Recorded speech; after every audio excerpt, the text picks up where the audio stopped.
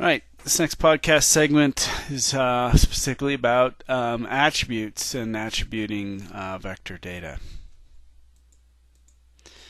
From one of our earlier podcasts where we were talking about different data types, we brought up the concept of attribute data and how powerful this is. How any vector object that you have, where it's a point, polyline, polygon, you can have other fields that represent columns in an attribute table, and these attributes can exist for every entity, every row that you have in that vector data set.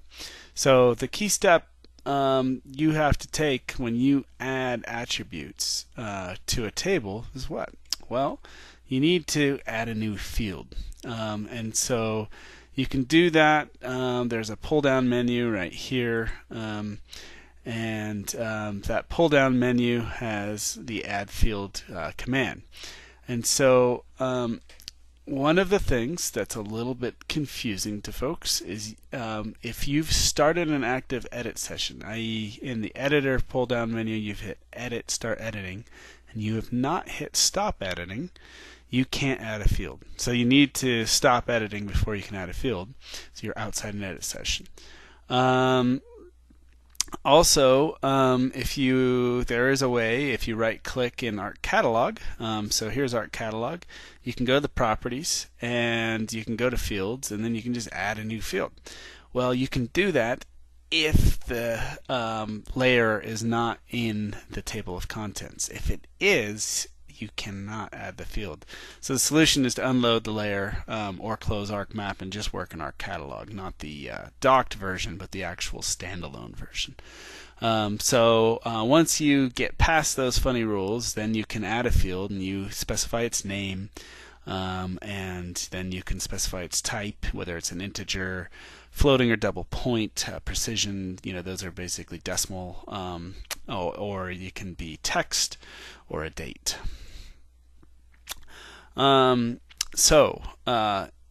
Once you've added a field, basically you've added a column. If you want to edit existing data or add new data to that, you have to do that in an active edit session. And what it typically means, it's when you're trying to change a value and Arc won't let you, it means that you're not in an edit session. Okay, so there's also an attributes panel that you can pop up, which is pretty handy.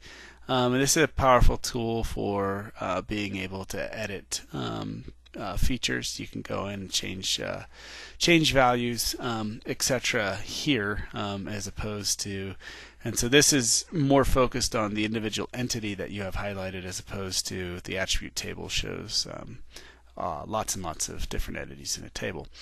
Back in that attribute table, some really handy things you can do. You can right click on any of your fields, basically your column headings, and you have a whole variety of options.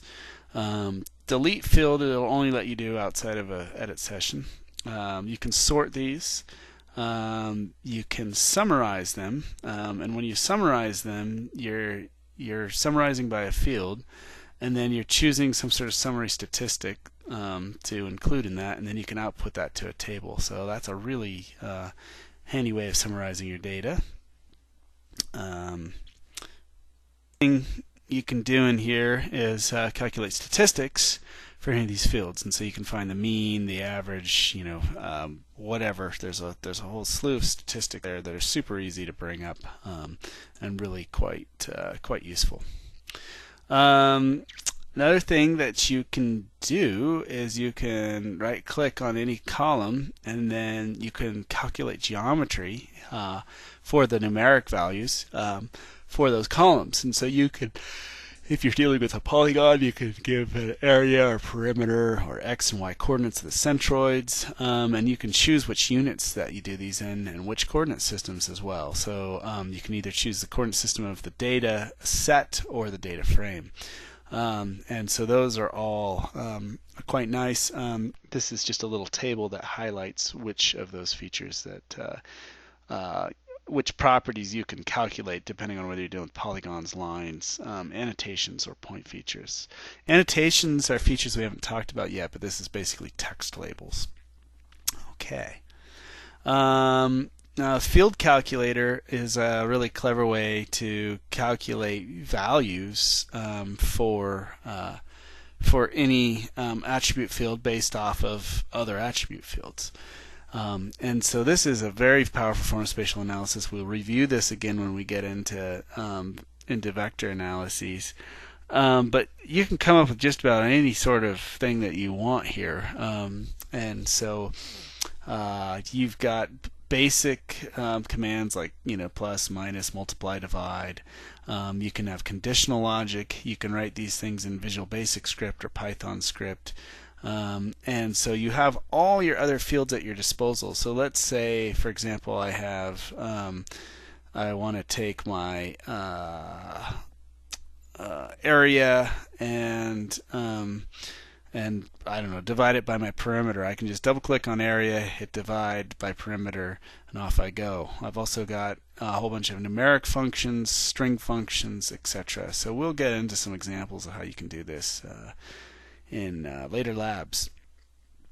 Finally, on the sort of idea of attributing data, I mean, you can imagine sitting at your desktop and filling out an attribute table and assigning values that make sense, or you can imagine drawing and selecting correct attributes as you're going. But one of the things that is worth mentioning is just collecting the correct information in the field to start with. And so if you're out in the field, Arc does have a pretty, it's not a great application. It's called ArcPad, but it's a mobile application.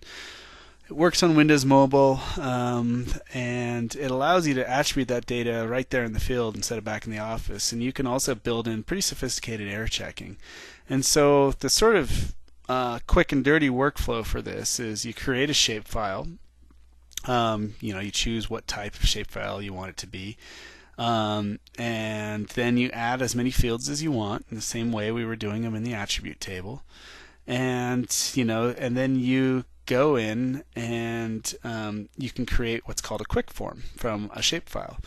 And then a quick form is basically just a way of getting the information that you want and getting that from your user in the field. And so once you kind of go through this process, you can create something very simple like this, where what I'm doing, I've got a layer called trees, and what my user sees when they're out in the field and using this is I click a button to add a tree, and then it pops up this little form. It says, okay, well, give me the tree ID number, tell me when you visited it, what house is it associated with, on what street, is this commercial or private property, or residential property, etc. You can have whatever information you want in there, and so it's back in this sort of quick form creation where you can create the lists for pull down menus. The options that people use include validation, making sure that they don't enter, for example, house numbers that don't make sense. Maybe house numbers always have to have 4 digits, those sorts of things. And so this is a powerful way. So this would be this form you might see out in the field. So this is an example for doing geologic field mapping, and so here they're mapping out some sort of either fault or structural data, and so they start drawing this feature, and then it brings up a dialog, and then they can go and enter in appropriate information as they're going. So when this stuff first came out about 10 years ago, people were all excited about it, and it seemed like, wow, this is a great way. More people work with these things. This was on Windows mobile platforms. A lot of those devices are extremely slow and cumbersome. ArcPad is not a great application. And now that people are so spoiled with really fluid and easy to use apps that you don't need big user manuals for, this has gone out of vogue a little bit. It's worth thinking about that. Oh, this is a little out of place here. It's a useful help reference on some of the things we just covered on attributing. I wanted to mention before we move off the topic of attributing that there's lots of different other platforms to collect this attribute data and geospatially explicit data in the field. This is a colleague of mine, Nick Weber, who turned us on to two applications that run on iOS. One is GIS Pro, which is a very slick and handy little GIS package that you can do mapping in the field on. You can download and cache base map imagery from Google or Bing or whoever you want, and then you can draw polygons, polylines, and you can even create little forms to keep track of your attributes. The problem with the forms, though, in GIS Pro is that you have to manually make the form for each map that you draw, and you can't transfer the forms, and that's really annoying. So we've actually been using a little database app called FileMaker Go. FileMaker is a database similar to Access that's owned and marketed by Mac, although there are PC versions. FileMaker Go is basically their portable version that runs on iPads, iPhones, etc. for viewing forms, and it's a free little utility. FileMaker itself is not free.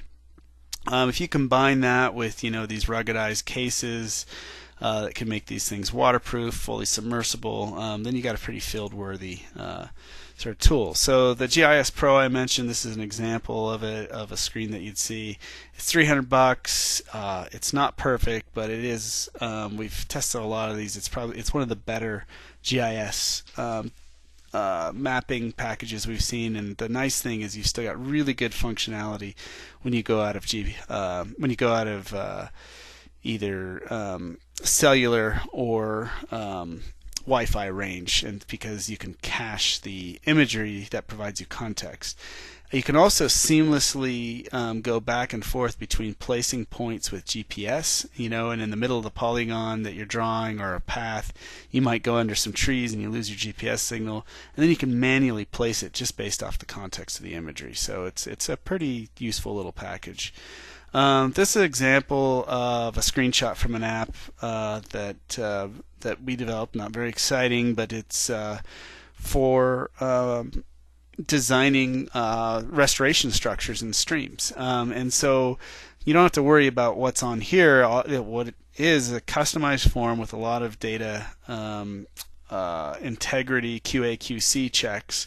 And we have this key button here, get lat long, and so this is a FileMaker form, a FileMaker app, and we record our location, and by recording our location and then collecting all these other attributes that are tied to it in a relational database, we've got all of our data in a relational database, and that can support really sophisticated analyses, and B, we have this geotagged, and so I can export the tables from this and convert them into a shapefile, bring them into ARC, and now I've got really rich data stream, and I've got my attributes in there, and they've already been QA/QC'd, and so I don't have a need to necessarily edit them. Another slick thing you can do with this, you can add videos, and you can also add photos right into these containers. And so this idea of things that you can't capture easily in a form or you don't anticipate is it's a really nice idea to be able to just record a little audio recording or record a little video to make up for what didn't fit on the form or what you didn't anticipate, so you don't stifle sort of that power of observation when you're in the field. And it's good to record the unexpected. So in our case, we're designing restoration structures, and what we did was add in these very boring, I'll just play it for you now, little videos. I'm not sure if the audio is going to come through. I'm hoping this audio is coming through.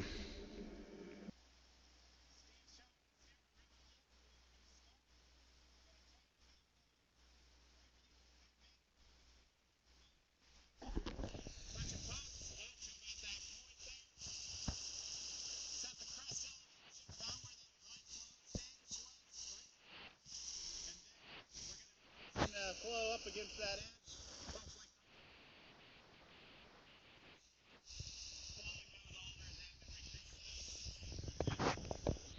So I'm not sure if the audio came through on that, but all that we were trying to convey in that video was, we had these checkbox forms that kind of told that captured the design, but it's really easy to just kind of describe and show with a video and with a partner here, just kind of showing the crest elevation of these structures and what you were trying to do. And convey that in a very concise form to our colleagues that we're going to go out and build this. So if this idea of using these sort of mobile apps to collect attribute data is interesting to you, geospatially explicit, a former grad student of mine, Reed Camp, has got a little company that he makes these apps. He's really generous with his time. Helping people out. We've got an article in EOS that sort of talks about some of this, and he's got some examples that you can play with. We also have some online tutorials for showing folks how to do this if it's of interest to you. This is not just some academic exercise. We're actually using this in a really widespread way. We've developed a number of iOS applications with our partners at Sitka Technologies for collecting this attribute data in the field. We've got over 25 different crews that go out and monitor. We've got about 600 sites currently in 12 different subbasins throughout the Columbia River Basin, where they're collecting a whole bunch of attribute data that is collected systematically, all these sites, and then brought in. And the way we're doing it is with these simple little apps. So something to think about. The next little segment of this podcast will be on metadata, but that wraps us up here for attributes and attributing of vector data.